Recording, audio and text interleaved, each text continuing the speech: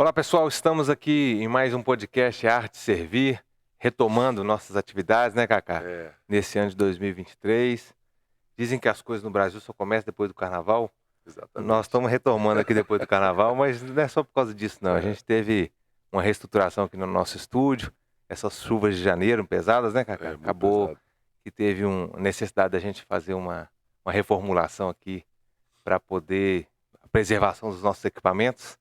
Mas estamos aqui novamente e agora retomando semanalmente para poder ter esse bate-papo com vocês sobre a arte de servir. Falar um pouquinho sobre política, sobre sociedade, sobre a vivência numa cosmovisão cristã, dando uma colaboração em diversos temas, né, que têm sido debatidos no Brasil, e a gente poder também discutir sobre esse prisma, sobre essa visão com vocês. E então, por isso que é importante você também estar aí comentando aí no YouTube, no Instagram, onde você viu esse conteúdo nosso, deixa também a sua colaboração e seu comentário e também pode até enviar sugestões, né, Cacá, de pautas para a gente trabalhar nas próximas semanas. Então, Sim. estamos retomando aqui a arte de servir no nosso novo e rústico estúdio, aqui uma madeirinha de preservação ambiental para poder fazer aqui a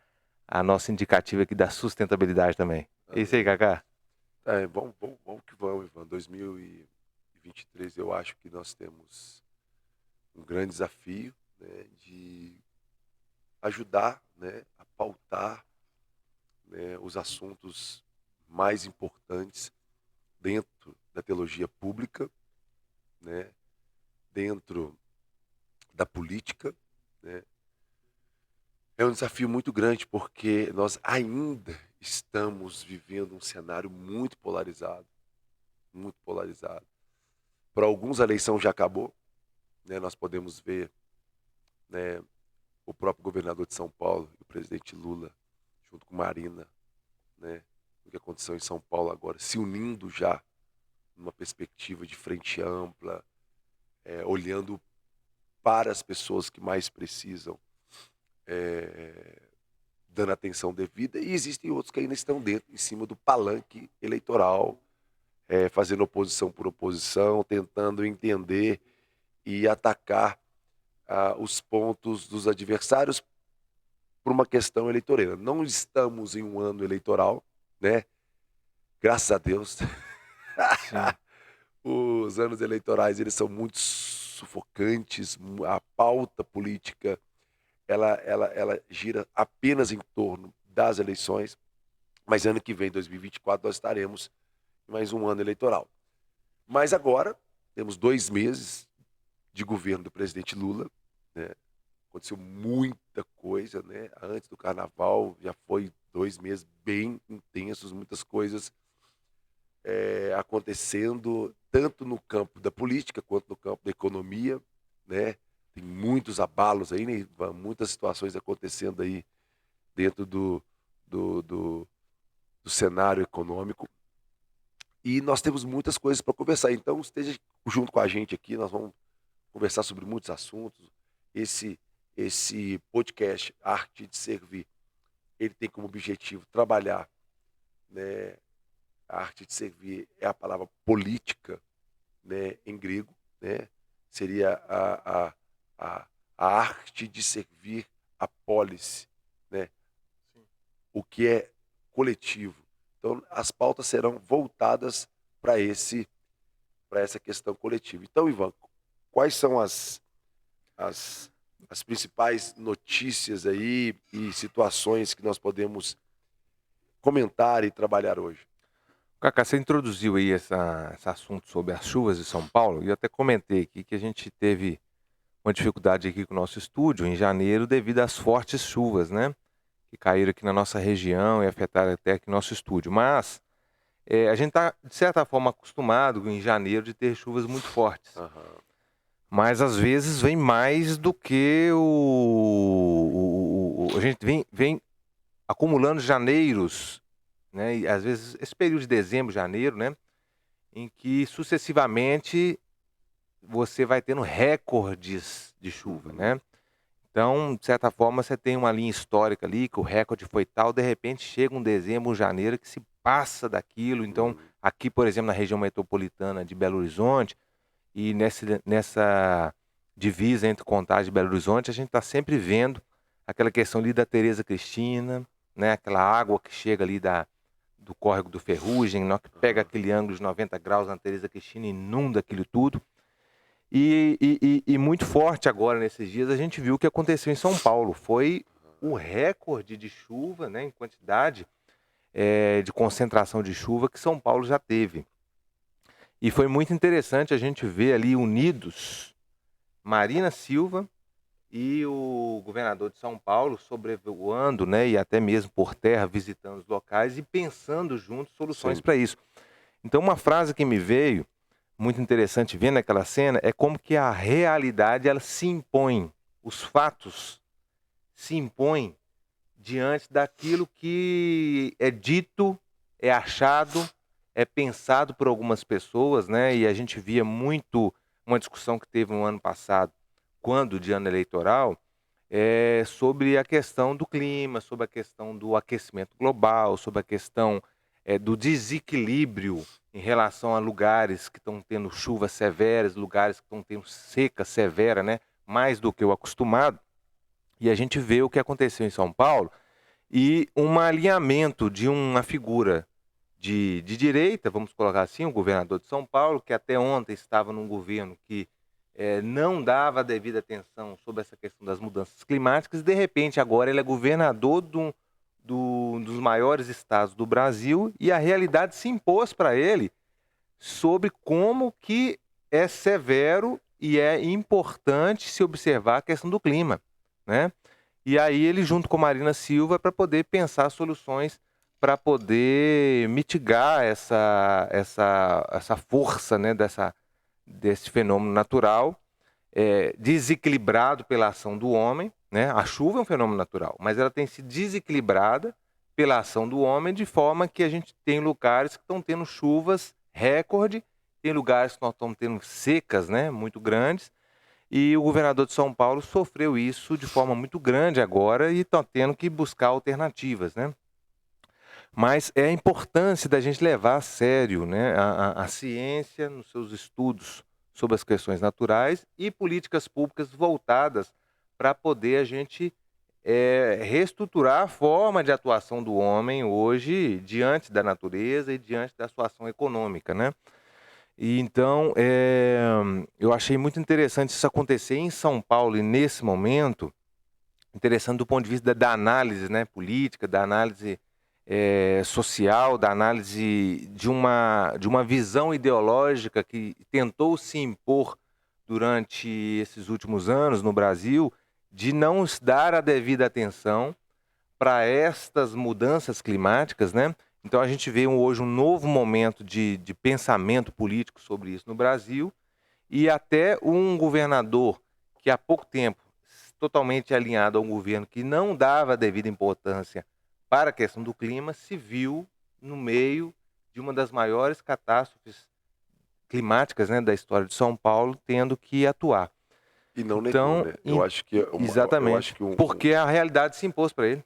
mas a realidade se impôs para o Bolsonaro também na pandemia e ele negou, Sim. né? Eu acho que uma das coisas, um dos diferenciais do Tarcísio é que ele não está negando, né? E ele também não está, de alguma forma, criando barreiras para a participação aí integrada ao governo federal. Eu acho que isso mostra uma habilidade dele, uma vez que ele começou sua carreira política com a Dilma também, né? Então ele vem, né, passando por governos, então ele demonstrou ter uma habilidade para trabalhar juntos, ainda que a sua base, os mais radicais bolsonaristas possa achar ruim com ele. E uma outra coisa também que se demonstrou nessa catástrofe em São Paulo, Ivan, foi que havia, né, aquele chilique daquele prefeito, né, do prefeito da cidade de... Como é que chama a cidade que aconteceu a catástrofe? Foi a... A mais afetada? É, Acho que foi São José. Deixa eu relembrar aqui. O prefeito dessa cidade, ele teve uma entrevista, né, que eu estava assistindo, que ele começa a esbravejar falando sobre a questão da sirene, a questão do que não funciona, que a cidade estava passando por uma situação muito delicada e a mídia não estava falando de fato o que estava acontecendo, as medidas que ele tomou, Hum, a forma como ele tratou a situação. Então, trazendo toda essa situação, toda essa, essa abordagem que ele estava fazendo, só que no meio dessa fala dele, ele escapuliu uma fala que criou-se, então, uma grande polêmica nacional, quando ele disse que havia um planejamento de construir essas casas, esses programas habitacionais, havia para construir até 200 casas na região. E, na época, uma pressão dos empresários daquela região não permitiu a construção dessas casas, onde as pessoas que estavam nessas áreas, que agora foram acometidas pela catástrofe natural, vieram a morrer, a perder suas casas. Mas antes já existia um planejamento, tirar essas pessoas dessas áreas de risco e construir um grande, é, é, é, é, um grande projeto habitacional. Então, olha que interessante, olha que desdobramento, Ivan.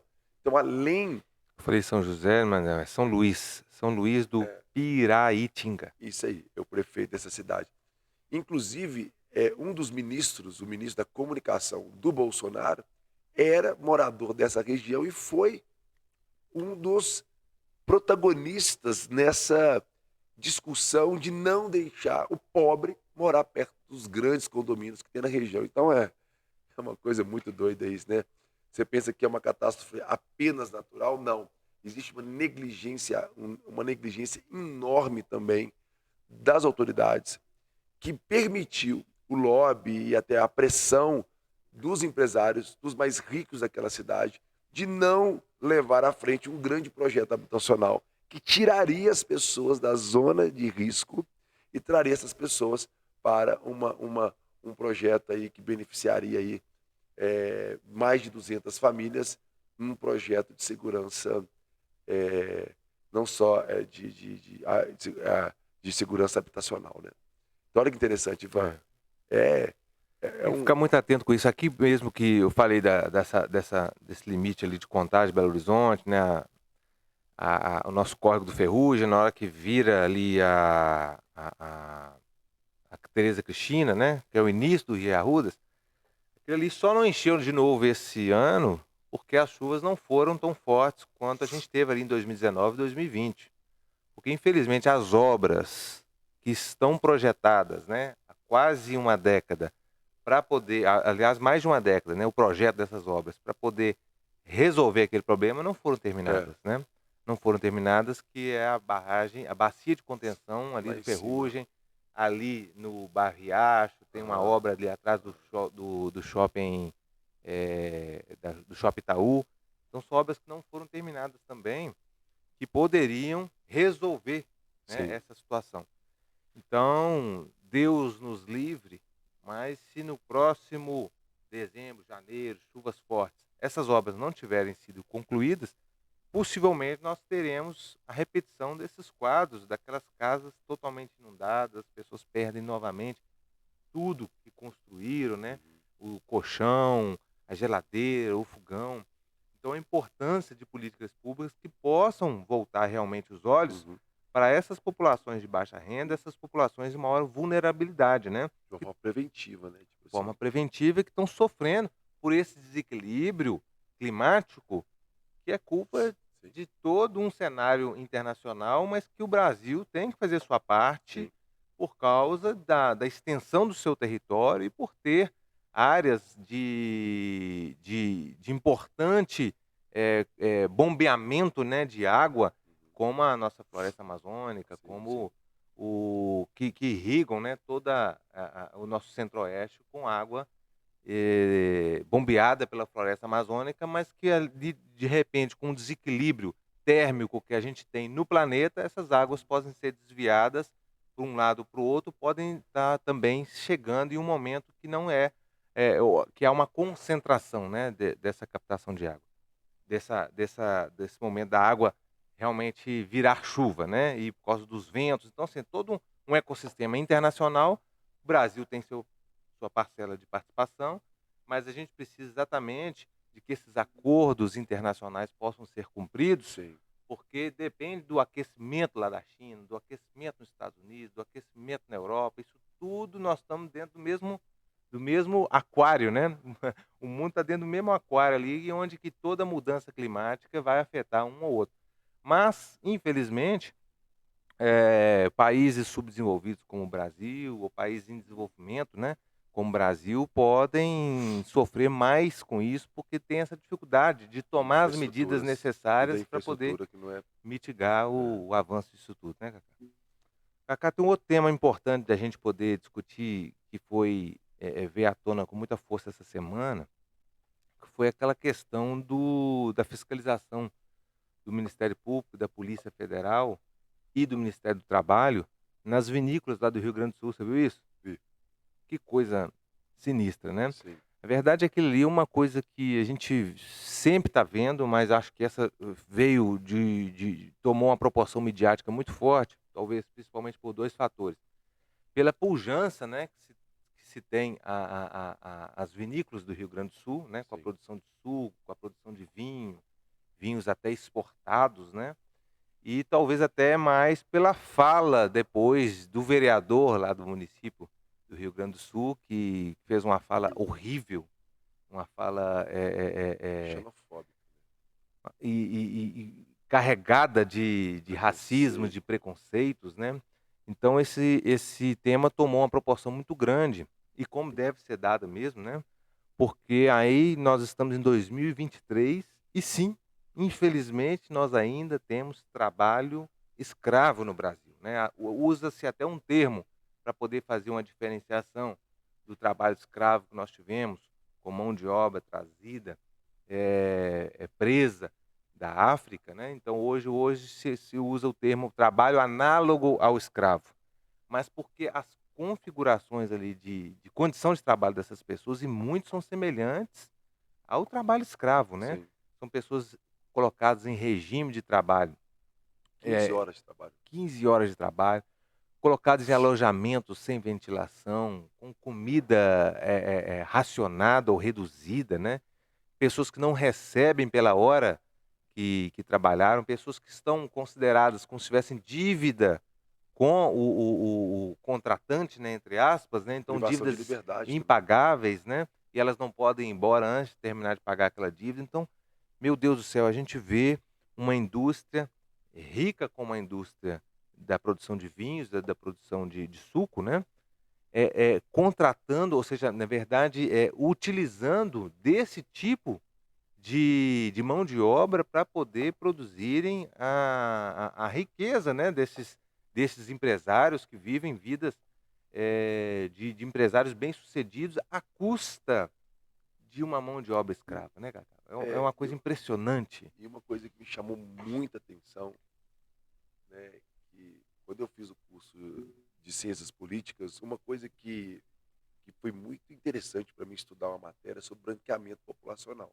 Ah, sim, isso afetou muito O sul, o sul do Brasil, né? porque nós estamos falando, eles estão falando assim, esse povo, a crítica que eles fizeram aos baianos, né? Inclusive Salvador, Bahia, é um dos estados que eu mais amo Povo no lindo, Brasil, maravilhoso. maravilhoso. Nós temos irmãos em Cristo lá, Aqui na pessoas, nossa na pessoas nossa equipe técnica agora, nesse momento aqui, nós temos um técnico baiano, competente demais. operando aqui essas Ó, máquinas aqui tecnológicas. então, pessoas assim maravilhosas, assim, nossa, como eu amo Salvador, como amo Bahia, como a gente ama aquelas pessoas, como a gente se inspira neles. Esses dias eu fui na Bahia e fui visitar a cidade da música, como foi fundamental para a construção cultural, Sim, produção, né?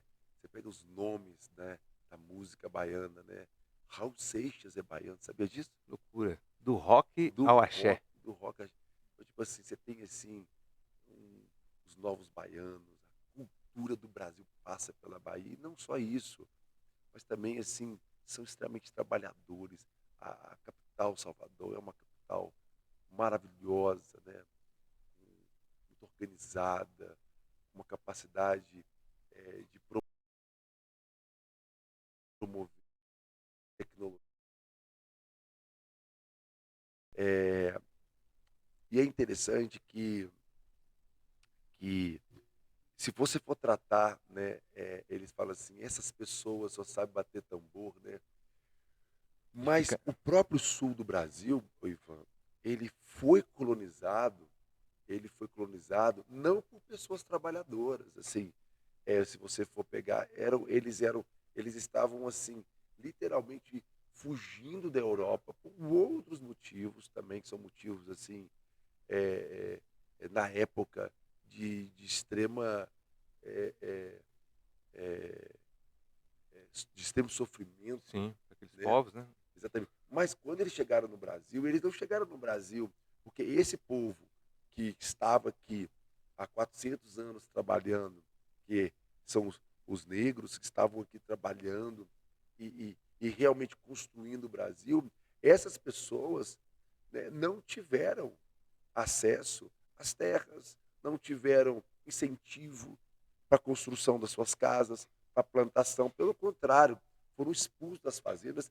E essas fazendas, principalmente no sul do Brasil, esses campos de trabalho, foram doados para essas pessoas. Então, se hoje existe uma vinícola numa terra com produção de um homem branco, hoje, no sul do Brasil, que está dependendo de uma mão de obra vinda de uma migração do norte do Brasil para poder executar esse trabalho lá no sul do Brasil, nós temos que entender que, historicamente falando, essas pessoas eles não compraram essas terras. Essas terras eram daqueles que já estavam ali trabalhando, que tiveram que sair dali por, Seria por direito até por daqueles que direito. trabalharam 200, 300 anos naquela terra, né? Exatamente. Tiveram que sair dali. E hoje voltam para lá à procura de trabalho, porque até hoje estão peregrinando na terra sem uma terra.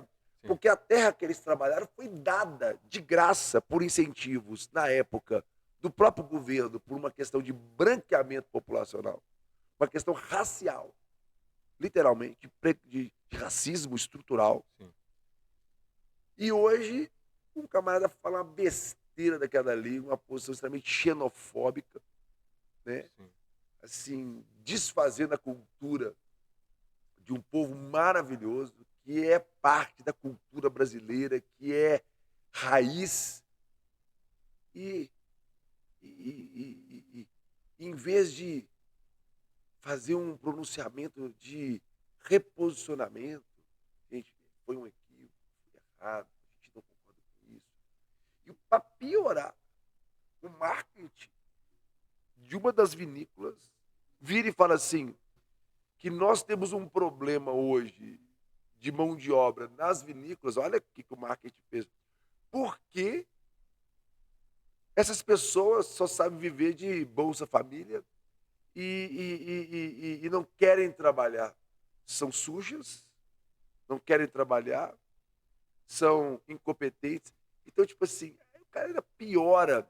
O meu irmão Igor, ele trabalha muitos anos com palestras, com produção de conteúdo, e também ele trabalhou com o Eloy, que eles faziam aquele trabalho de quando uma empresa, por exemplo, quando a Vale ela aconteceu a situação na Vale e, e, e imediatamente teve uma crise midiática e aí você contrata assim uma empresa, né, algumas pessoas com capacidade de te ajudar Ah, sim. naquele momento a Vai fazer lidar. a imagem da empresa. É, então, tipo assim, o marketing da vinícola, Foi ele, na contramão ele disso foi, tudo. ele Terminou de derrubar ele. terminou de Mas você roubar. fez uma coisa muito interessante, Cacá, porque é importante realmente, ao analisar casos como esse, fazer uma leitura histórica de por que Exatamente, se chegou naquela situação, né? exatamente. Porque as pessoas vão debruçar sobre o debate, sobre essa discussão, tentando olhar o dia de hoje, olhar a semana passada, o cara vai olhar no máximo os projetos sociais ou mesmo as políticas públicas de distribuição de renda que são muito importantes, mas que vêm aí talvez da última década, né, um pouco mais. É importante se olhar isso, mas quando você faz uma leitura desde a ocupação daquele solo, né, que você vê por que que hoje aquelas pessoas que são É, donas daquelas terras, é, são donas daquela é, terra. Por que que elas são donas é. daquelas terras? E esse povo da Bahia, que Aham, vem para trabalhar lá, aham. não é dono de uma terra lá na Bahia também. Exato. Porque se você for olhar lá na Bahia, olha para você ver que incrível. Você tem uma noção de um povo negro, né. Você A pensa na grande Bahia, maioria, você pensa um a povo grande negro. maioria, a grande Mas maioria. quando você for olhar os donos de terra na Bahia, você vai descobrir que são brancos. É, Quando você for olhar a maioria dos donos de terra no Nordeste, sim, você vai achar incrível que são brancos. sim, O povo é negro, é. mas os donos de terra são brancos. De onde Sim. vem isso? Aí se você for Política olhar o pública, mapa do Brasil lá de 1500, de 1600, aquelas capitanias hereditárias, aquele capitanias tudo cortado hereditárias. direitinho ali, Sim, vê quem ganhou aquelas terras. Se você for ver uma leitura histórica, você vai ver que são os netos, os bisnetos, os sim, tataranetos daquela sim, turma que sim, continuam com essa terra sim. até hoje, ou outros estrangeiros, ou outras pessoas Não, do e você Sudeste, brancos também, que foram lá e e compraram. 70% da população ou mais dessa cidade, onde a vinícola está concentrada, são brancos. Sim, E olha que interessante, a extrema-direita teve 70, 80% dos votos dessa cidade. Isso demonstra, Ivan, não só a fala de um vereador, mas a representatividade que ele representa de uma cultura que para eles é uma verdade para a grande maioria daquela cidade, daquela região. Que de fato isso é uma cultura, isso é uma coisa que não foi superada ao longo dos anos, é uma negação total do sim. nosso passivo histórico em relação aos negros no Brasil, em relação à escravidão. Então, tipo assim, eles repetem, né, novamente, se acham no direito, porque são donos da terra, porque são os produtores, de lidar com a mão de obra dessas pessoas de uma forma, como você colocou, quase escrava. E se acham certos. E, inclusive, tem preferência, vão contratar os argentinos porque são mais limpos e eles são mais submissos, talvez. Isso é uma Ou loucura. é uma loucura.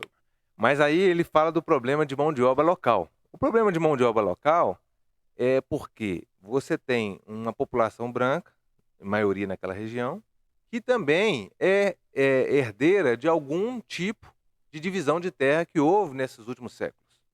Então são pessoas que têm a sua terrinha, que têm a sua forma de produção de sua renda, que não admitem se colocar numa condição de trabalho que aquele produtor está querendo pagar. Então a pessoa tem opção. Geralmente a população daquela região ela tem opção. Ela fala assim: eu não vou trabalhar nessa terra desse cara, dessa dona dessa vinícola, para receber o que ele está querendo me oferecer. Exatamente. Entendeu? Eu não vou trabalhar nessa Sim, condição. Eu tenho aqui, não estou vivendo ricamente, mas eu tenho condição de produzir aqui na minha terrinha, de trabalhar ali naquela sim. indústria Eu tenho e outra opção. ganhar. Eu tenho outra opção, e ganhar alguma coisa que eu acho que é digno. Sim, Então a culpa não é dos programas de transferência só de renda. A questão é que aquela população nativa ali, ela se colocou, ela conseguiu construir uma situação econômica que dá para ela opções. sim, E muitas vezes, então, o que que o cara tem que fazer? Ele tem que ir em algum lugar onde as pessoas ainda não estão conseguindo ter opções. E aí ele importa, né, essa mão de obra para colocar sim, sobre uma sim, condição sim, que os locais não admitem estar. sim. Então o que está errado? Está errado é os locais terem hoje opção de escolha? Não. O que está errado é o pessoal da Bahia, do Nordeste, ou mesmo fazendo um recorte até mesmo com a cor da pele, não estar ainda hoje no Brasil tendo condição de ter uma Sim, opção de sim, dizer não sim, para um trabalho onde o camarada não está pagando algo justo. sim. Então é necessidade da gente continuar gerando opções de renda para o Aham. brasileiro dizer, peraí, por menos de um salário mínimo eu não trabalho não, Corrigindo, né? corrigindo, e refinanciando, e reparando essa questão do passivo histórico que é Sim, real. Até parar de negar isso. Sim, exatamente. existe o passivo. uma dívida histórica, sim. E quando você vem com um programa de distribuição de renda, vamos colocar um Bolsa Família, dando R$ 600 para uma família, mais 150 por filho, você está nivelando essa Não família. está nivelando, Não, você está tentando nivelar essa tá nivelando. família numa condição dela dizer: espera aí, eu quero trabalhar sim, mas por menos de um salário mínimo não trabalho não, Mas mesmo assim, eu acho que é né? uma Nessa tentativa. condição aqui de eu ter que sair da minha casa e trabalhar dentro de um alojamento desse aí, com calor, sem comida, É, espera aí, isso aí eu não mas vou fazer não. mas mesmo assim, mas eu acho que mesmo assim ainda é muito pouco Ainda é ainda pouco, é. perto da realidade de muitos. Sim. E outra coisa, Ivan, eu fico vendo essas pessoas, eu estava uma vez numa mesa de um grande empresário no sul do Brasil, e ele é japonês, né? E aconteceu uma situação na mesa, no café da manhã, eu estava indo pregar na igreja deles lá, e ele virou e falou assim, não, o japonês trabalha muito, porque o japonês é muito trabalhador, e japonês E ele fez uma fala racial, falou assim, esses negros não querem trabalhar. Ele fez uma fala assim, direta mesmo, assim, sabe? Hum, Esses negros não querem trabalhar, só querem viver de auxílios. Ele fez uma fala assim, exatamente o que esse vereador hum, falou. Ele fez uma fala na minha frente. E ele deu azar que na época eu estava estudando exatamente essa matéria de branqueamento populacional. Eu perguntei para ele assim, você é japonês, mas então sua família veio do Japão. Ele falou assim, foi. Eu falei, você sabe em que ano o seu primeiro parente chegou aqui? Ele falou assim, no ano tal. Eu falei assim, esse ano, mostrei para ele aqui, ó, foi o ano em que no governo brasileiro havia-se uma política pública de incentivo de migração de nações de pele branca para branqueamento populacional e doaram a terra que você está falando hoje, que você trabalhou e que você prosperou ao ponto de você ter o patrimônio que você tem hoje. Inclusive, você começou plantando banana. Você plantou banana no asfalto, você plantou banana aqui na pedra. Você plantou banana onde? Você plantou numa terra que foi te dada. E agora, de quem essa terra foi tirada? perfeito. Aí ele falou assim, mas eu não sabia disso. Eu falei assim, então, pois fique sabendo. É. Pois fique sabendo que você não trabalhou para ter a terra que você tem. E esses negros que você está falando agora que não gostam de trabalhar, eles trabalharam nessa terra e foi tirado deles por causa da cor da pele deles, foi dado para vocês. E te falo mais, te dou mais uma informação. Você trabalharia na terra alheia como você trabalhou? Para a sua própria terra, para a sua prosperidade e para a herança dos seus filhos? Porque é diferente, Ivan. Um camarada desse virar e falar assim, eles não gostam de trabalhar. Uma coisa é você trabalhar naquilo que é seu, naquilo que vai ficar para os seus filhos, naquilo que você sabe que o que você está investindo ali você não vai perder. Outra coisa é você dar o mesmo gás, você dar a mesma importância, trabalhar para uma coisa que você está prosperando pessoas que nem respeitam os seus direitos mais básicos Sim, sim, humanos. sim, sim. Então, tipo assim, é uma prepotência de um tamanho você virar para uma pessoa dela, você não trabalha como eu trabalho. Claro que não. Você trabalha com você, ué. É, O lucro de tudo isso vai para o seu bolso. é. Você está entendendo? E eu tô aqui sofrendo, eu tô aqui totalmente assim, sem nem saber se eu tenho condição de me manter, quanto mais mandar recursos para meus filhos. Lembro dos haitianos aqui no Brasil, trabalhando, e muitas vezes eles falavam isso, assim, eu não vou trabalhar por esse valor que você vai me pagar, porque eu preciso ganhar um tanto que dê para mim sobreviver, e a minha família que está lá no Haiti me vendeu a casa, pagou a passagem para me mandar para cá, para eu produzir algo que eu possa mantê-los lá. Então, por esse valor, eu não vou trabalhar. Você Sim. está entendendo? Por quê? Porque senão eu não consigo manter as pessoas. Então, ou você me paga bem, ou você me dá um trabalho digno, ou eu prefiro aprender outra coisa para eu poder conseguir trabalhar por um valor que realmente supra o mínimo de necessidade. Então, existe isso também, o valor agregado do É. trabalho, da qualidade de vida, das perspectivas de vida. Né? Quando o Brasil teve a questão da abolição, na prática, depois, você continuou já ainda com um regime, de certa forma, escravagista, porque não tinha-se leis que estabeleciam minimamente a condição de trabalho daquele negro que foi, naquele momento, considerado livre, né?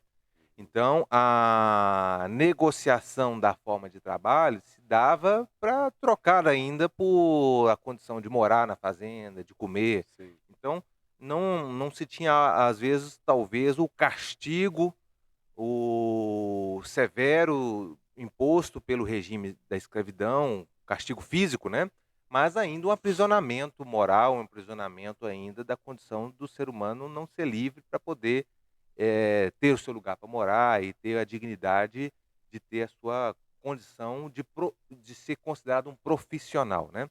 Talvez a gente só foi romper isso mesmo, de fato, com as consolidação das leis trabalhistas, né. Olha para você ver, ainda já no meio do século passado, olha para você ver como é que isso demorou, né.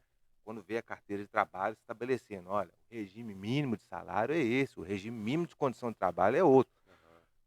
Passado ainda mais, a 70 anos, 80 anos, a gente ainda vê isso sendo desrespeitado, porque hoje ainda tem uma cultura, né, com essa questão do crescimento da visão ideológica do liberalismo econômico, da livre negociação entre o trabalhador e o proprietário, Uhum. que seria algo lindo, maravilhoso, se as pessoas estivessem preparadas culturalmente e economicamente para poder se colocarem em pé de igualdade para fazer esse acordo econômico, esse acordo de trabalho. Mas o que a gente vê que acontece é isso, como apareceu lá na vinícola. Você tem, de um lado, pessoas que detêm o meio de produção, que é a terra, né, ou a indústria, mas que não estão dispostas a dividir com aqueles trabalhadores uma parte justa do seu lucro, e de outro lado você tem pessoas que ainda têm necessidades enormes para poder manter a condição de comer, de morar, que acabam aceitando esse tipo de condição de trabalho, né. Então, quando a gente tem, programas de distribuição de renda, como a gente viu acontecendo na última década, né, um pouquinho mais aqui no Brasil, eles dão realmente uma condição da pessoa dizer: "Espera aí, a cesta básica eu estou conseguindo comprar, com muita dificuldade. O arrozinho, o feijão, pagar minha luz, e minha água, eu estou conseguindo minimamente fazer através de um programa de transferência de renda. Então eu vou chegar agora para negociar a minha Entendi. condição de trabalho, Sim. eu não vou aceitar que R$ 50 por dia, R$ 100 por dia, num Aham. trabalho que eu trabalho de sol a sol, Sim. não. Isso aqui eu Dá tô para a consegui pessoa eu tô conseguindo manter aqui pelo menos alguma coisa. Eu tô querendo agora é comprar carne, eu tô querendo agora melhorar um pouquinho comprar a minha o casa também. macarrão, entendeu? Hã. Conseguir pagar um aluguel de uma moradia um pouco mais digna. Então, o que esse vereador e esse pessoal lá das vinícolas disseram que é o problema, na verdade, é o mínimo para tentar se nivelar a condição do trabalhador chegar diante do patrão e falar assim: "Então beleza, vamos negociar aqui uma Sim. condição de trabalho. Mas você tem que saber o seguinte, o mínimo do mínimo do mínimo você não vai me dar não, o mínimo do mínimo eu já tenho. Eu quero agora negociar com você uma condição de trabalho que pode me jogar Ô em Ivan, algo melhor". nós somos um podcast de teologia pública, né. Então deixa eu ler um texto aqui de Tiago, que é extremamente Ah, voltado esse para texto é esse forte, assunto Cacá. para Acho esse que eu assunto. E sei. olha esse texto, ó: "Atentai agora, ricos". Isso é, gente, isso é a Bíblia, tá, não estou lendo nenhum livro de Marx, nem de comunismo, socialismo, de de ninguém, assim, voltado para a área da defesa do trabalhador. Não, é a Bíblia, É o tá? companheiro Tiago. É o Tiago. Atentai agora, ricos, chorai, lamentando por causa das vossas desventuras, que vos sobrevirão. As vossas riquezas estão corruptas, e as vossas roupagens, comidas de traça. O vosso ouro e a vossa prata foram gastos de ferrugens, e a sua ferrugem há de ser por testemunho contra vós mesmos, e há de devorar como fogo as vossas carnes. Tesouros nos últimos dias, acumulastes nos últimos dias. Eis que o salário dos trabalhadores que ceifaram os vossos campos e que por vós foi retido como fraude está clamando, e os clamores dos ceifeiros penetraram até os ouvidos do Senhor dos Exércitos.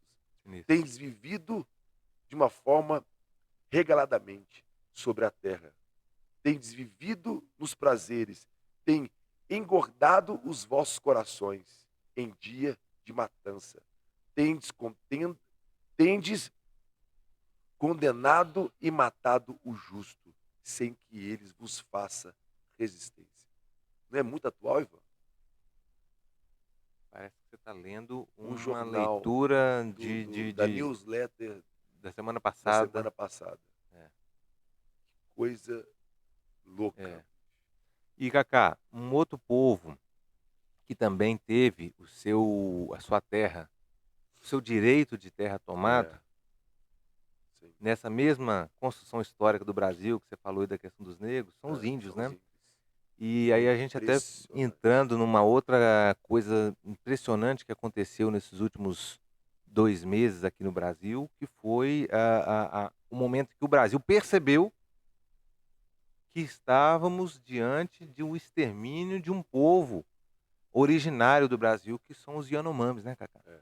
Que coisa, que cenas terríveis que a gente viu daqueles Yanomamis doentes, totalmente adoecidos. E adoecidos pelo quê? Adoecidos pelas doenças trazidas pelo garimpo ilegal, né?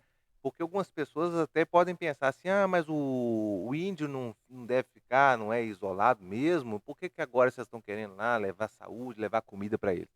Porque se eles estivessem totalmente isolados, talvez eles estariam muito bem, como ficaram durante milênios e durante séculos. Mas o problema agora é exatamente quando o homem branco chega perto e dentro das áreas desses indígenas, para poder fazer o garimpo legal, para poder fazer a corte legal de madeira. E ali eles levam doenças. Ali foi a tragédia desses povos, né? Então, a partir desses momentos, esses povos precisaram de ser assistidos, sim, por políticas públicas como de saúde. E durante os últimos anos, isso foi negligenciado. Então, você tinha um avanço muito forte do garimpo, um avanço muito forte da exploração ilegal de madeira, um avanço muito forte da abertura, né, de novos campos para pastagem de animais, e onde esses índios foram expostos, né, a novos vírus, bactérias, que os seus corpos não estavam preparados para isso, e foi também deixou-se também abandonado a questão do acompanhamento de saúde pública, né? E deu no que deu. Centenas e centenas de Um genocídio. registros de crianças que morreram subnutridas, que morreram devido à exposição a novos vírus, né, e doenças. Cacá, que coisa terrível, né, que aconteceu desses povos Terrível. Yanomamis, né, E a Cacá? gente- E e a gente- você, eu até falo isso com você, porque você que trabalhou muito tempo no interior ali do Amazonas, né, com populações indígenas, né, conhece muito bem essa questão da cultura deles, né, e a fragilidade que se fica quando eles têm o contato com culturas diversas da deles, que às vezes acabam impondo, né, sobre eles condições que eles não estavam acostumados, né, Cacá? a gente teve uma entrevista agora, coloquei até no meu Instagram essa semana, a entrevista com o Ives, né? Que é Verdade. um jovem, né, índio, Saterê, que o pai dele é o Tuxaua, né, no meio do povo Saterê. E ele teve que vir para cá, para Minas Gerais, para Contagem, para nossa comunidade terapêutica, para se tratar do uso de crack, gasolina. E interessante que ele falando, né, que o grande medo deles, né, como índios nas tribos, era a questão da mineração. Né? A violência, né, vindo de helicóptero, vindo de avião, o avanço, né? E como que esse avanço, tanto do desmatamento quanto a questão da mineração, trouxe também outras questões, que é a questão do vício, né? Porque o tráfico também ele infiltrou no meio disso tudo e enfraqueceu a próxima geração de índios. Então, eu citei na conversa com o Ives a questão da guerra do ópio. Ah, né? sim. A guerra do ópio, porque na guerra do ópio, os ingleses, né, entenderam que para enfraquecer os chineses, eles precisavam de viciá-los em ópio. E eu falei, tipo assim, que parece muito, né? Porque o índio, o jovem índio, ele é a força, né, na caça, ele é a força na cultura. A Bíblia fala, jovens eu vos escolhi porque sois fortes. A base de uma cultura é a juventude. Tanto que em 2018 o Brasil ele passa por uma mudança, né, no cenário demográfico, que nós chegamos ao ápice da nossa juventude e agora nós estamos decaindo, nós estamos diminuindo. Então, nos próximos 30 anos, o Brasil deixará de ser uma nação de jovens, passará a ser uma nação jovem, adulta e muitos idosos. Sim. Inclusive, nós temos um problema previdenciário enorme em relação a isso. Então, inclusive, ontem eu vi uma pesquisa muito interessante, há até mesmo a justificativa da diminuição da mortalidade, que não tem a ver com projetos e políticas públicas, tem a ver com o PCC, né, com o próprio PCC, que mudou a lógica da administração do tráfico no Brasil, começando por São Paulo, e hoje a morte foi completamente proibida somente com autorização, então existe um domínio predominante de uma facção criminosa no Brasil, que o tráfico ele ganha outros estados, isso diminuiu a mortalidade e também a diminuição de jovens. Então nós temos uma diminuição de jovens absurda no Brasil hoje, que a gente deixou de ser uma nação de muitos jovens e estamos a cada ano diminuindo. Então, quando isso acontece também com os índios, então a próxima geração de índios, seja Santerê, seja Yanomamis, passa pelas crianças, pelos jovens dos índios, que vão dar sustentação à cultura, ao estilo de vida, à forma de sobrevivência, que não é predatória, que é daqueles que cultivam, daqueles que caçam, daqueles que vivem da floresta, mas não destroem a floresta, são os guardiões da floresta. Então, esses que são os guardiões da floresta, essas terras estão demarcadas porque eles estão lá. Essas terras estão sendo preservadas porque eles estão lá. Porque se tirar eles e eles forem enfraquecidos, essa terra se torna uma terra sem um guardião, Sim. sem uma alma, Sim. né? E aí a invasão se torna muito mais preeminente, muito mais certa. Então, Ivan, uma das coisas que nós, como instituição, hoje, a gente trabalha diretamente com a questão do uso abusivo de álcool e drogas. A comunidade terapêutica ele clama muitos anos dentro da floresta. E vou fazer uma crítica aqui. A cidade que a gente atua não tem nenhum CAPS, não tem nenhum centro de atenção psicossocial. E quem está lá pioneirando, acolhendo índios viciados em drogas, são as comunidades terapêuticas. A Willy Clama e a Fazenda Esperança agora também está lá. Então, por quê? Porque é um problema muito sério hoje lá.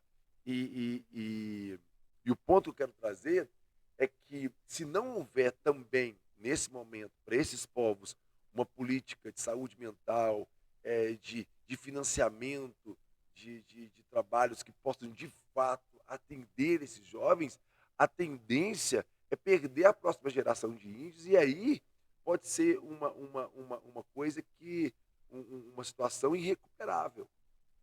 Pode realmente Sim. esse povo desaparecer. Uma coisa que quando eu falo com as pessoas, quase ninguém acredita, é que nestas regiões, né, de povos indígenas, com contato com populações de municípios que vão ganhando pujança econômica, né, e acabam tendo essa conexão entre a tribo e as cidades, às vezes até na ausência de drogas mais sofisticadas, como heroína, como crack, sofisticadas no sentido que precisa de um processo industrial, né, para se São fazer, sintéticas. existe os índios se viciando em cheirar gasolina, né, cara? Gasolina. Eles roubam Gasolina. os barcos, viram as rabetas, que nem o Ives falou, para poder inalar a gasolina. Inalar e beber, né? Inalar e beber. É, Olha pra você ver, eu não sabia até que bebia não, mas bebia. essa questão do Tem uma forma surto, que eles tratam ela, que ela vai para inalar, e outra forma que eles tiram ela, eles viram, eles fazem um tratamento que eles vão e bebem também. pois é, inalação de gasolina como entorpecente. É, Então, é porque é uma coisa que é mais fácil de é. conseguir, porque Em vez de caçar rouba, em vez de caçar rouba. Tudo para comprar pois droga. é. E quem leva essa droga? O homem branco. O traficante mesmo. E esse traficante, ele tem relação com o minério, ele tem relação com Tá tudo com os conectado ali, né? A garimpeiros, está questão do tudo garimpo conectado, a ilegal. prostituição, as drogas, tudo está conectado, está tudo conectado. É, Então, tipo assim, é muito violento o que está acontecendo e tem que haver sim uma severidade à altura, um combate muito é. pesado mesmo. E a gente fica feliz, eu praticamente vendo o IBAMA voltando a existir, voltando a reprimir, O IBAMA voltando a voltou, né? fiscalizar, né? O IBAMA Vendo nossa voltou. irmã Marina, né? Muitos dizem que ela é frágil. Ela fala assim: você acha que eu sou frágil até você me ver autorizando os helicópteros do Exército a implodir uma pista de voo Sim, sim. ilegal dos garimpeiros, né? É. E do, Aqueles barcos, aquelas dragas, né? Sendo e explodidas, sendo sendo explodido queimadas também, viu? tudo autorizado Exatamente. por uma ministra que se diz frágil, que a É, população se diz, mas tem um pulso muito firme, sabe o que está fazendo, sabe o que está defendendo, tem de fato essa causa da preservação da mata como a causa da sua vida, ainda que não alcançou os índices desejados, está com uma meta de desmatamento zero, zero, é. e vai conseguir alcançar, porque não vai fazer isso para poder fazer gracinha para ninguém, mas porque tem uma causa da vida que realmente leva a Marina Silva a ser essa guerreira incansável para deixar para as próximas gerações esse patrimônio ambiental que tanto importa para a sobrevivência da humanidade, que é essa casa coletiva, Ivan. E esta ação do governo brasileiro em relação aos povos Yanomamis de se garantir o território que são deles, A né? demarcação das Por terras, direito, sim, a demarcação e até mesmo o respeito sim. às demarcações já feitas, porque isso é uma coisa que está acontecendo de forma até mais grave nos últimos anos, que é o desrespeito às demarcações já feitas. Sim. Porque mineradores, agricultores, pecuaristas e madeireiros estão invadindo terras já demarcadas Sim. para poder ali dentro fazer exploração. E o governo brasileiro hoje, quando ele retoma um protagonismo de proteção a essas áreas, Aham. você está fazendo também uma justiça histórica. Sim. Porque a gente estava falando lá das vinícolas É, do Rio Grande do Sul. é, Se a gente voltar a 500 anos é. atrás, 600 É anos uma atrás, reparação. quem que estava ali É. É os índios. naquelas terras do É, Rio Grande do Sul, é. E, vivendo de uma maneira e foram totalmente exterminados. conectada com a natureza? Exterminados. O extermínio, quando eu fiz faculdade, Uhum. na matéria sobre a questão da colonização, é absurdo o número de índios que foi exterminado. Sim, É um número, assim, assustador. é. Eu não vou falar aqui agora para não. No livro deve estar aqui, eu vou pegar meu livro depois aqui. Mas é assustador o número de índios exterminados para a ocupação, para a colonização, para a ocupação daquelas terras. Então a gente tem povos originários, né, daquela época que foram totalmente extintos nesse Totalmente. processo de Várias exterminação tribos e extintas, outras que diminuíram demais o quantitativo de praticamente, indivíduos e que foram empurradas. empurradas para dentro da floresta, né, e da Isso. floresta que a gente entende hoje para dentro do território brasileiro, que hoje E, estão concentradas não, realmente e no aonde eles. E centro-oeste e no observa, e norte, aonde né? eles estão está preservado. Está preservado e sob essa E aonde ameaça eles não agora. estão, Exatamente. está Foi completamente dizimado. dizimado. Ah, Então, hoje você garantir a existência desses povos originários, desses povos indígenas, é você minimamente garantir a existência de um povo que estava aqui antes da chegada dos portugueses e que é verdade, é a história do Brasil, né? É a história da nossa nação é. e que são os verdadeiros donos, né? Porque eram os primeiros habitantes Não, dessa terra. se o brasileiro prestar atenção, eu fico vendo algumas pessoas falando, Cacá, mas na Europa eles desmataram tudo, não preservaram nada, e quer que a gente preserve o nosso. Eu fico imaginando, a Europa é uma nação muito mais amadurecida. Então, esses que hoje governam os países europeus são filhos daqueles que foram os predadores do passado. Eles viram o erro de seus pais. Eles viram quanto eles não respeitaram as questões E as ambientais. consequências. Eles já sofrem as consequências disso hoje, em todos os aspectos. Sim. Então, quando a gente olha para o Brasil, que é uma nação mais jovem nesse aspecto, ele falou assim: "Pô, não erra da mesma forma que a gente Sim, sim. errou", né.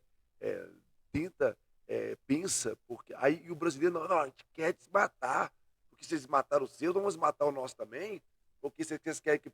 Não, nós temos a chance de olhar para o erro do outro e não repetir esse erro. Diz que o inteligente, ele Sim. aprende com o erro, né. O sábio aprende com o erro do outro. Então, nós temos a grande chance de ser uma nação do futuro, que tem força, e mão de obra, de trabalho em todas as áreas da vida, inclusive numa das áreas que eu estava vendo agora, a série do Spotify, como a indústria da música, da cultura, como o Brasil é diverso culturalmente, como nós temos capacidade de produzir riqueza cultural, né, para o mundo, né, e riqueza em todas as áreas, ambiental, na área da tecnologia, na área da cultura. E nós temos a grande chance de, no futuro, bem próximo, sermos uma nação de primeiro mundo, né, desenvolvida, Sim. com capacidade de produzir, né, oxigênio, Uma saúde, nova economia, né? água, uma nova economia, né, para o mundo inteiro. Então, Sim. tipo assim, é loucura a É, gente quando se a gente comparar e ignorar o nosso patrimônio hoje. sim, Talvez é um patrimônio que o Brasil é um dos únicos países que é, ainda detém esse patrimônio ambiental. é. Essa forma de ver a possibilidade de crescimento econômico com os mesmos moldes de crescimento econômico, de produção de um passado, é uma visão muito fechada, uma visão muito Ah, limitada, né, exato, que inclusive nos mantém ou nos manterá como um país subdesenvolvido, um país em desenvolvimento, exatamente. E ser explorado, diante de uma tecnologia ser nova, explorado. de uma nova economia que outros já estão percebendo, com Vivendo muita de menos commodities, capacidade vivendo de de commodities. produção, estão Aham, aproveitando esse momento, né, e isso. a gente fica para trás, né. E vivendo de commodities, né, tipo assim, onde o nosso minério, a gente não consegue, eh Beneficiá-lo aqui. o petróleo é a mesma É. coisa, e o café é a mesma coisa, e a própria carne é a mesma coisa. A gente fica exportando, importando, exportando aquilo que nós temos de maior riqueza, por uma questão de É. de não saber lidar com isso. Isso já é errado quando é ao custo, né, das nossas matas, dos nossos rios, mas fica mais terrível ainda quando a gente vê que é ao custo de vidas É, e de populações inteiras, né. Quando a gente pega os Yanomamis, é um povo, uma população que você pode chegar a extinguir como outras foram, né, por se tentar se manter um sistema de produção ou de geração de riqueza totalmente arcaico e desumano, né, cara. agora você vê, né, a ministra Damares, né, que ela é cristã, se dizia, se importar com os índios, mas fez vista grossa total, Vários problemas. alertas foram feitos, né, durante esse período, Nossa, né. cara, que loucura, né? Quando a gente estava ali, eu lembro falando sobre a questão aquela questão da Hakani, né, que é quando os índios eles enterravam, né, a criança por ela ter síndrome de Down, e eu lembro dessa luta no passado, inclusive a própria Damares, se eu não me engano, participou disso, falando, né, da preservação da saúde, da vida do índio, e de repente ela como ministra, ela faz uma vista grossa dessa e deixa literalmente essa situação Sim, acontecer para milhares, né, de índios, né, é, que foram acometidos aí de um descaso, é. né, do governo federal nesses 4 anos. E vai que, e agora eu fiquei imaginando, vai que o Bolsonaro ganha de novo, o Ivan. Mais 4 anos de governo do Bolsonaro, o que seria do povo Yanomami? O que seria? Olha a ação que foi feita, olha o recurso que foi investido agora para tentar reparar, o irreparável, É, porque ali não tem coisas que não serão reparadas nunca mais. As vidas que perderam acabou. sim, Agora, mais 4 anos de um governo que estava deixando a boiada passar, sim, como diz Ricardo Salles, e o avanço dessa monstruosidade que foi a questão dos garimpeiros para cima dos povos indígenas. Sim. É uma coisa muito doida, Ivan. Ivan, não sei como é que tá a sua pauta aí, Não, acho que hoje aqui a gente está mas eu chegando queria fazer só quase 1 hora de podcast. só a última sugestão de pauta para o nosso arte servir. Eu queria até gravar isso aqui, deixar isso registrado com um possível corte para a gente poder utilizar e informar, mas eu fiz um pequeno texto no Observatório Evangélico que eu escrevi um texto para o Observatório Evangélico falando sobre a visita do presidente Lula a uma comunidade terapêutica, Ah, sim. né? Até a data aqui está um pouco equivocada, eu vou fazer um ajuste dessa data, mas não importa quando foi, não.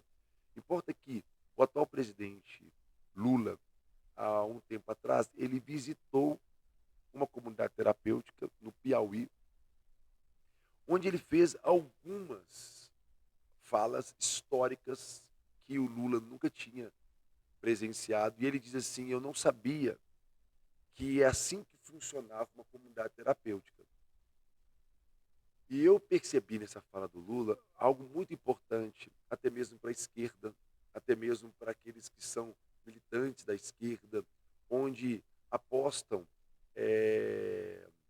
a, a única forma de lidar com o problema do dependente químico, com a questão da redução de danos, com a RAPS, que é a Rede de Atenção Psicossocial, que foi desenvolvida a partir do governo do mandato dado do presidente Dilma, se eu não me engano. E eu quero chamar a atenção para esse texto que eu escrevi, que eu falo a seguinte coisa. Eu falo que a fala do presidente Lula ela é muito importante porque ele fala uma coisa que é determinante para mim, que é a integração. Ele fala, o problema das drogas hoje, se você for no centro de São Paulo, em qualquer metrópole, em qualquer cracolândia do Brasil hoje, você vai ver que nós temos um problema, um fenômeno social que envolve a questão da família, questões econômicas, questões de saúde mental, questões até espirituais. Gente, é uma coisa assim que transcende todos os limites que nós poderíamos imaginar como sociedades, como seres humanos. Então, se existe há mais de 60 anos, lá atrás, Ivan, quando uma mãe, eu sou pastor há 20 anos, quando uma mãe chega para você depois de um culto e fala assim: meu filho está viciado em crack, desesperado, eu não sei mais o que fazer, eu não durmo mais, eu não como mais, eu não consigo mais ir trabalhar, é 24 horas por dia, eu tenho que ficar em casa vigiando, porque senão ele vai roubar, senão ele vai fazer alguma coisa. Me ajuda. Lá atrás, eu fico imaginando isso há 60 anos atrás, virando para um padre, virando para um pastor, para um sacerdote, tipo assim, igual se uma mãe virasse para Jesus e falasse assim: cura meu filho, cura meu filho. Aquele homem que tinha um filho que pulava no fogo e pulava na água, aquele outro centurião que tinha, a sua filha tinha morrido, e Jesus falou assim: vai lá, e sua filha agora voltou a viver. Ele foi lá e curou o menino que pulava no fogo e pulava na água. Uma mãe chega para a gente hoje, que somos seguidores de Jesus muitas vezes, e fala assim: cura meu filho, e você fala assim: como? Você ia ao menino, você faz uma oração, você conversa com aquele menino, e ele volta para a Cracolândia e volta a usar pedra de novo. E ele vai ao médico e é tratado, e é aconselhado, e é Medicado. medicado, e ele volta para o crack de novo. Lá atrás, eu não estou falando da gente, não. Teve uma iniciativa, um líder ou outro que falou assim: espera aqui, vamos trazer esse menino para dentro da nossa casa, vamos tentar ver se a gente consegue ajudar essa mãe. E aí nasceu as casas de recuperação. Essas pessoas elas sabiam o que é dependência química, sabem o que é doença, né? Tem um fenômeno, né, que não foi os religiosos na época que fizeram isso, foi os próprios médicos, a própria ciência criou-se, né, a questão dos manicômios, eram psiquiátricos, né, era o método que eles tinham na época, que isso veio também da Europa, o próprio Hitler, né, na Europa na época da Segunda Guerra Mundial, eles falavam que o fato de os judeus ter matado Deus amaldiçoou a Alemanha com a praga que é a loucura, que é a doença de saúde mental. Por isso que havia muitos hospícios naquela época. Hum. Então, tipo assim, o mundo inteiro estava tentando saber como lidar com o problema da saúde mental, né, e também do uso abusivo de álcool e drogas, que foi que se iniciou como um fenômeno social a partir da Revolução Industrial, onde o homem passou a mudar a sua forma de viver, trabalhar e relacionar com a sua vida, com os seus recursos e com o trabalho, principalmente um trabalho repetitivo, industrial, que fez mal para a saúde mental do homem. E o uso da substância, pós-trabalho, pós uma jornada de mais de 10 horas de trabalho, se tornou um remédio, se tornou um relaxante, se tornou uma Um forma da pessoa escape de conseguir dormir, alívio. o uso do álcool, o uso da maconha, o uso da cocaína, enfim. O próprio Charles Chaplin faz essa crítica naquele filme Tempos Modernos, que ele fala ali como é que ele começou a usar, como é que as pessoas começavam a usar a droga. Então, é- essas iniciativas, elas foram evoluindo ao longo do tempo.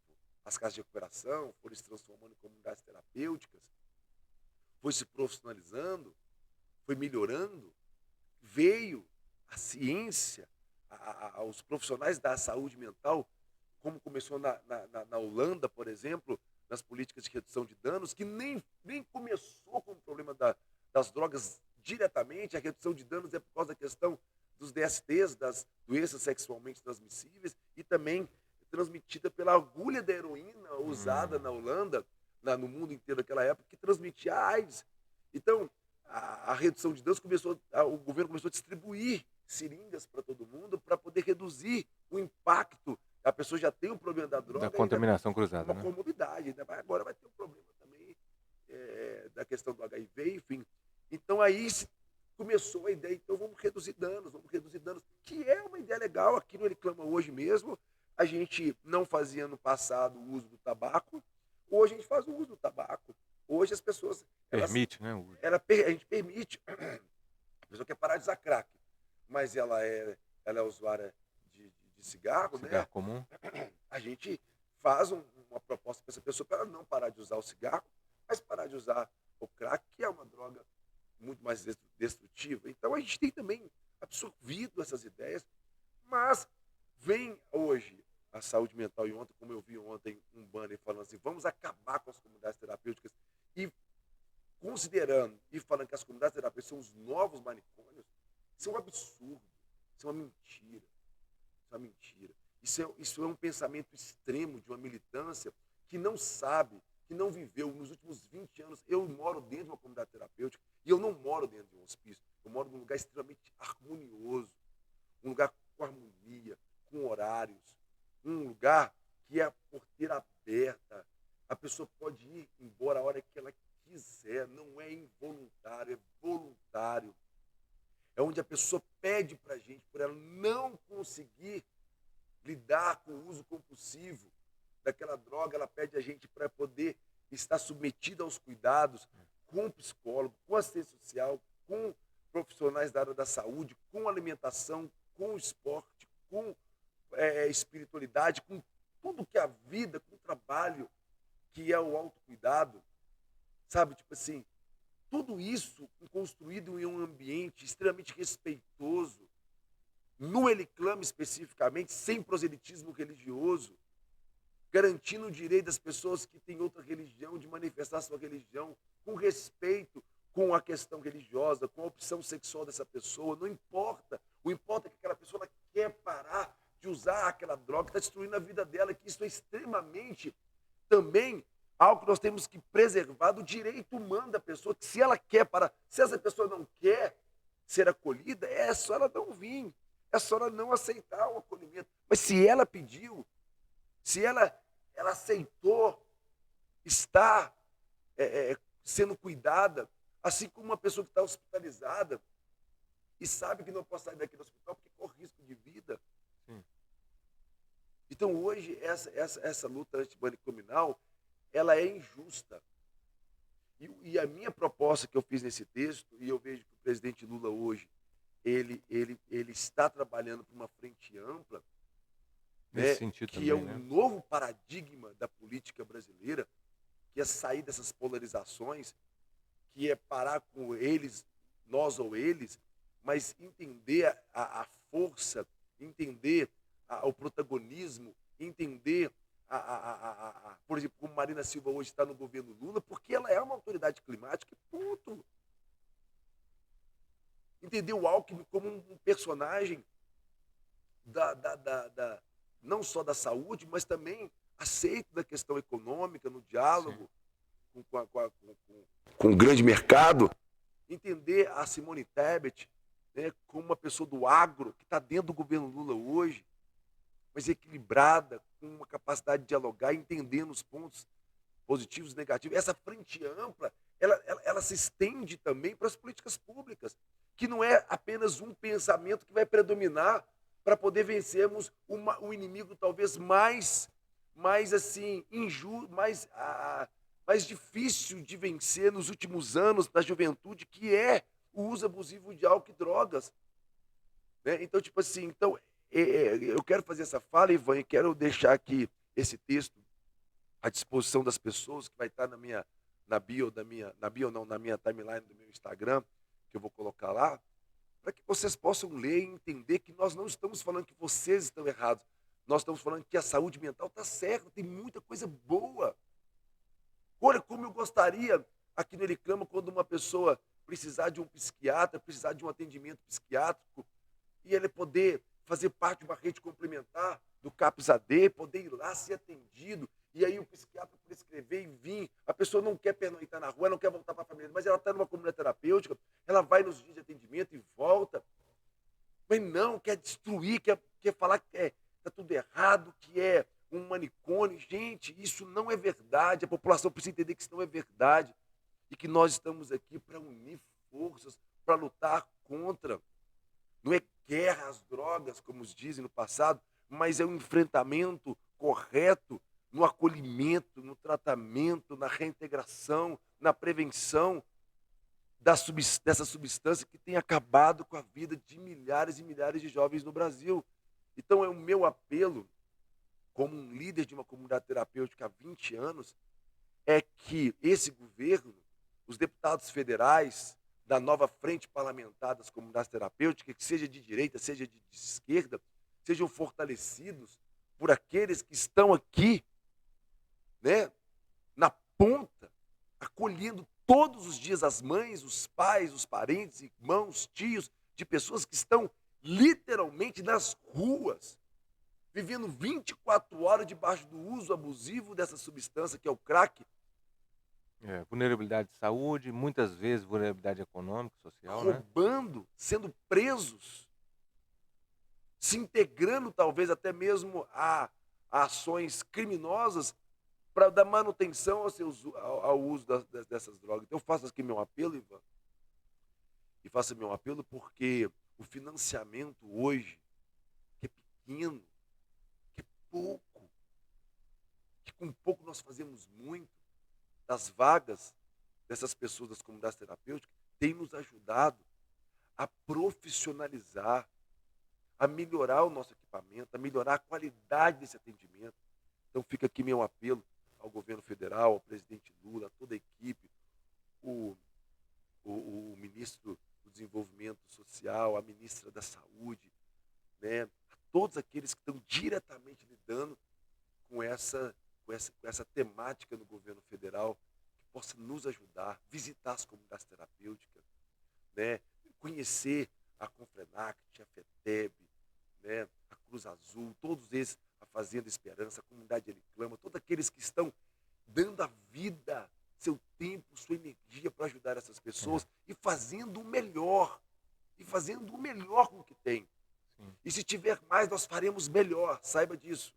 Então fica aí o meu apelo, nesse momento, para essa causa que é muito importante no Brasil hoje, que são milhares de comunidades terapêuticas, e fazendo uma denúncia também para aqueles que não fazem um trabalho sério. Fazendo uma denúncia, sim.